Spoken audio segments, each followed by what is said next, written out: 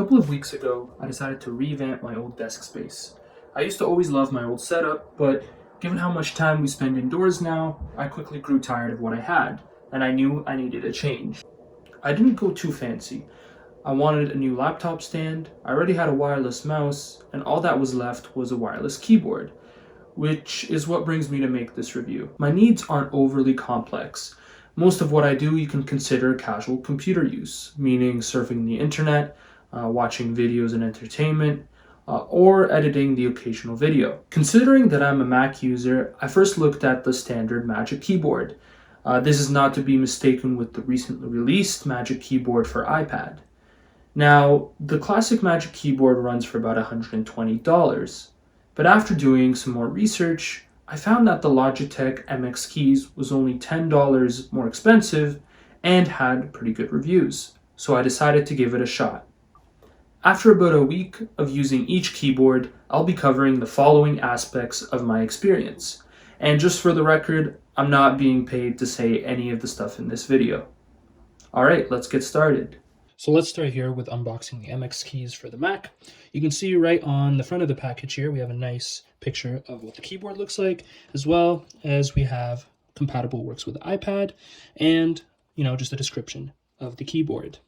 Flipping to the top here, you'd see Logitech and some icons describing what's included in the box. So you have the keyboard, the USB-C to USB-C charging cable, the USB dongle, if you want to connect it to something without a USB-C or it doesn't have Bluetooth, and some documentation. And of course, here they're explaining that the USB dongle is for Bluetooth capability. Flipping on the back here, we can see just the feature set here on the back. So you got perfect stroke keys, full Mac layout, comfort stability, smart illumination, and multiple computers, one flow. So actually for that, you do need the Master Series mouse up here. I do not have that, so I can't test out that feature, but you can see here their endorsement for the rest of the Master lineup. Nice little picture there, some features, and yeah, we have a QR code here on the back. Now that's actually for something called the Transparency app, and I looked it up. It's mainly just to verify the authenticity of the keyboard and to get you stuff like the serial number and such information. Okay, so let's go ahead and open this up here. Let's pull this out. Okay, so we got a nice black box here with MX written on the front. Let's go ahead, pop that open. Okay, so we have the keyboard here wrapped in a nice little paper. And let's go ahead and take that out on the side. And we have a panel here, and it appears to tell us how to set up the device. So it's telling us turn on the keyboard, use the dongle if you don't have built-in Bluetooth, or just go to your settings, Bluetooth settings, if you do have built-in Bluetooth, and a link here, which I think is for the Logi Options app, which we'll cover later. And here we have a small little diagram explaining the easy switch feature. So you can connect multiple devices to this keyboard and switch between them. We have this little box here. We have that dongle we were talking about. It also contains the USB-C to USB-C charging cable and the documentation. Let's go ahead and open this up. So we have the cable in here. As you can see, USB-C, USB-C, wrapped in some nice Velcro. And, of course, safety information. Moving on, let's unbox the Magic Keyboard. So, of course, we have that expected minimalist design for the packaging here by Apple. Just a simple product name and the picture on the front. Nothing on the bottom or the top sides. We do have the standard Apple logos on the left and right, though.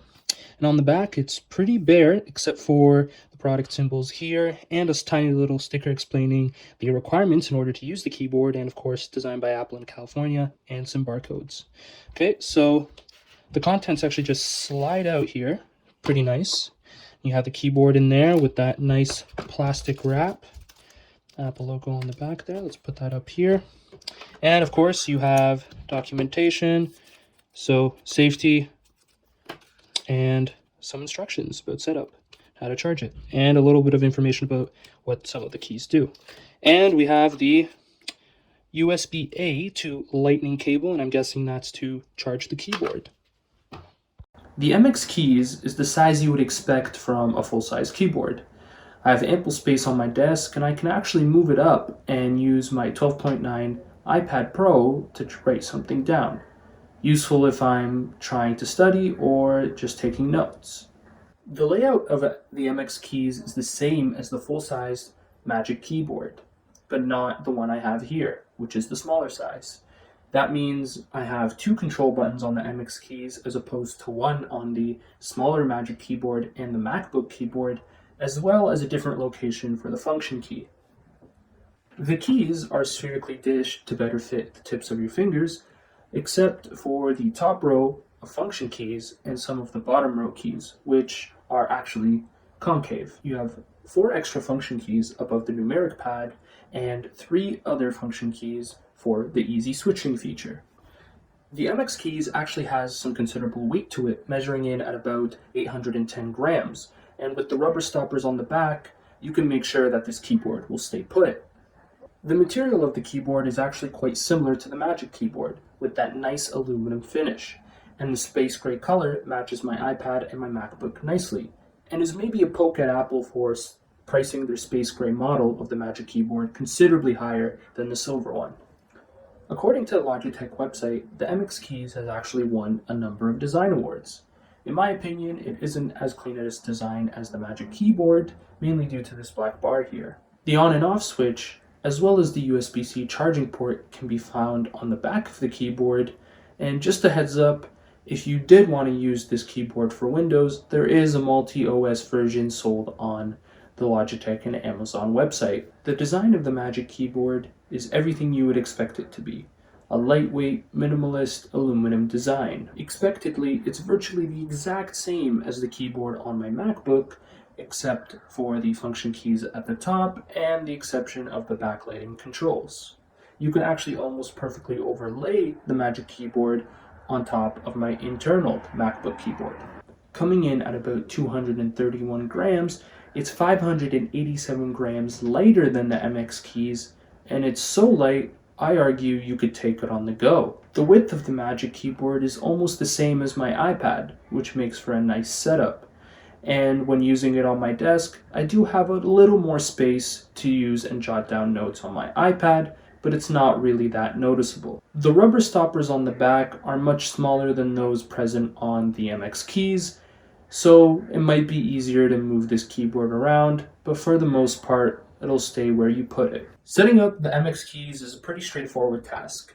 It comes out of the box fully charged, so all you have to do is hit the on-off switch on the back and go to Bluetooth preferences onto your Mac. Hit connect and wait for an on-screen code to pop up. You have to enter this on the MX keys using the numeric pad or the top row of numbers and hit enter. Make sure to confirm on your Mac that you entered the code, and that's it. You're paired. The process is much of the same on the iPad. The MX key will connect as soon as I turn it on, and the connection has been reliable. There's no issues. You have the option of saving up to 3 devices on your easy switch tabs on your MX keys. I personally have my MacBook, my iPad, and my iPhone in spots number 1, 2, and 3 respectively. And if you want to change the memory for a specific spot, all you have to do is hold the button down and wait until the keyboard starts flashing, meaning that it will accept a new connection. Switching between the devices is quick, easy, and reliable. Just make sure that whatever device you want to use meets the requirements listed here. You can also download Logi Options, which is Logitech's application which allows you to customize how you use your MX keys. Now, initially I had a lot of trouble getting Logi Options to see my MX keys when I was just using the BLE connection. I read online that in order to fix the issue, you had to go into your preferences and make sure that Logi Options was granted access in specific areas, including input monitoring. I tried this still didn't work. I was only able to solve the issue when I reconnected my MX keys using the provided USB dongle, or the unifying device as Logitech calls it. Given that the Magic Keyboard is an Apple product, the setup process is as straightforward as possible. All you have to do is take the provided charging cable and plug one end, the lightning end, into your Magic Keyboard and the other end into your Mac. Wait, something's missing. Ah, yes, dongle. I'm not gonna lie, this confused me quite a bit. Every major Mac computer at this point has USB-C, and it would make sense if Apple switched out the cable provided in the box with a USB-C to Lightning cable, like they've done with the recently released iPhone 12. So now for the most important part. How's the typing experience? Now, in my opinion, Logitech nailed it in this area. The spherically dished keys feel great on my fingertips, and I can type for hours with no complaints. The best way to describe it is that each press feels cushioned. The backlighting is a nice feature, although I don't see myself using it too often, considering that my room is almost sufficiently well lit. I can see it be useful if you're taking the keyboard on the go, but then again, I don't see anyone lugging around a full-size keyboard.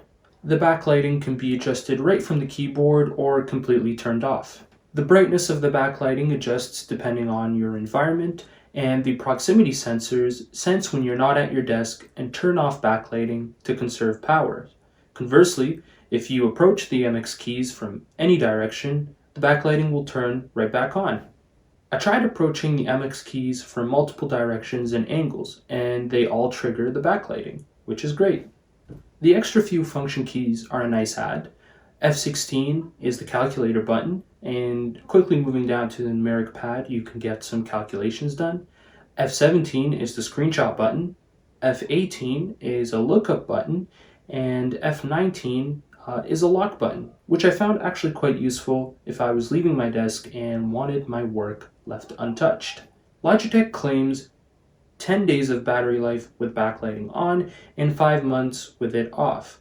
Although I've been using the backlighting on for more than 10 days and the battery is about at the halfway mark. You can charge the MX keys and still use it, and the pulsating green light lets you know that it's being charged and turns solid when the battery has reached its full capacity. The typing experience on the Magic Keyboard, I would say, is familiar but slightly different. The keys are definitely shallower and every press feels a little more intentional. The best way to describe it is somewhere between the 2017 Butterfly Switch MacBook keyboard and the 2019 16-inch MacBook keyboard. Battery life is a month according to Apple, and you can use the keyboard while it's plugged in and provided that you have a dongle. I want to spend a few moments talking about how each keyboard integrates with macOS. The one advantage any Apple product usually has over a third party is how easily it integrates with Apple's ecosystem. Using the Magic Keyboard, you can check the battery status at any time from the menu bar. You get some nice on-screen prompts whenever the keyboard connects and disconnects, and you also get some low battery notifications when it's time to charge your Magic Keyboard. But that's really about it. So how does the MX keys measure up? Logi Options makes up for the fact that Magic Keyboard integrates so nicely with macOS, and I would argue that it even goes further. Using it, you can set low battery notifications, on-screen and menu bar icons whenever you turn on and off caps lock, on-screen backlighting meter adjustment, and you can disable backlighting completely, or you can set it to turn off automatically when the battery is low. You can also set application-specific keys and change the function of all the top row function keys. You can also use the Easy Switch tab to check which 3 devices are currently saved on your MX keys, and if you have a Logitech account, you can back up these settings and take them wherever you may use your Logitech accessories. There is also a feature tour and a helpful diagram which shows you which each function key does and allows you to change it if you so wish. All in all, it feels like Logitech looked at every aspect where the Magic Keyboard falls short and incorporated that into the MX keys. I mean, backlighting, easy switching between devices, USB charging, affordable space gray options, and Logi Options put the MX keys on par with the Magic Keyboard. I mean, don't get me wrong. If you don't care for any of that stuff or a numeric pad, then the Magic Keyboard will do just great. I do think, however, that since the Magic Keyboard came out in 2015, that it may be due for a new upgrade, but I guess we'll just have to wait and see. Hey, thanks for watching my first review. If you have any suggestions on what I should review next, go ahead and leave a comment in the section below. And if you want to stay up to date on my newest videos, hit that subscribe button or follow me on Instagram to stay up to date. Thanks for watching.